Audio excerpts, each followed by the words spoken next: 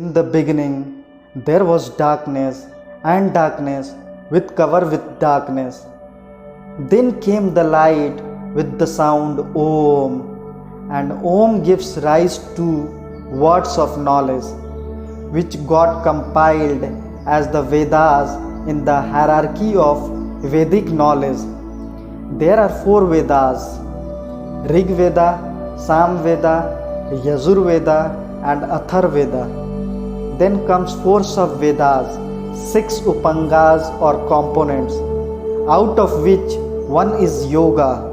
There are several types of Yoga as well, like Jnana Yoga, Bhakti Yoga, Karma Yoga, Hatha Yoga, Raj Yoga, Mantra Yoga, Shiva Yoga, Laya Yoga, and many more. Rig Veda is one of the most sacred and the oldest books of human history. It is about 8 to 10,000 years old, and yoga is a part of this Vedic literature. Maharshi Patanjali, considered to be the authority on yoga, propounded yoga nearly 5,000 years ago. Lord Krishna and many saints of India have also spoken about yoga. In the Middle Ages, the practice of yoga was confined only to the royal and the scholarly class. It was taught to students in gurukuls after passing a rigorous test. In the recent years, by the effort of many spirituals and religious leaders of India, the doors of yoga have been opened to the common man and to each and every human being on this planet. Yoga is the union of body, mind, and spirit, the individual to universal. Yoga is realizing the connection between the finite and the infinite, the manifest and the unmanifest yoga.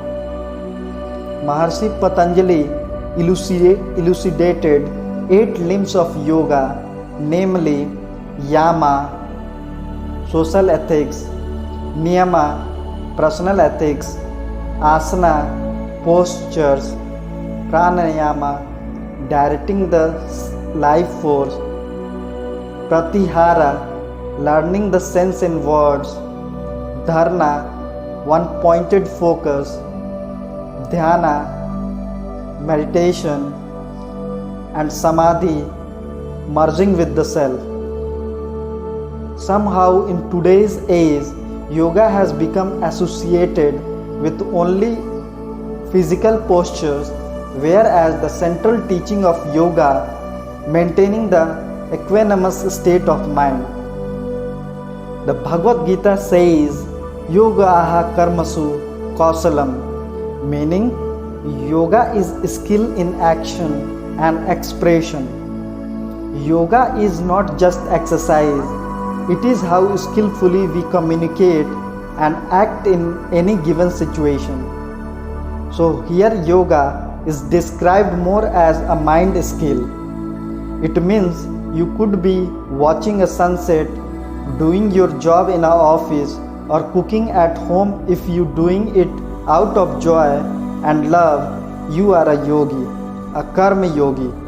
The same action devoid of any love or care is not yoga. Krishna says in the Bhagavad Gita, Samatvam yoge uchyate, equanimity in the mind is a sign of yoga. The ability to remain centered in adverse situation is yoga.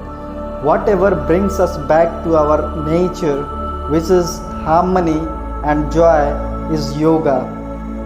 While postures makes the body healthy, pranayama and meditation takes the mind deep within.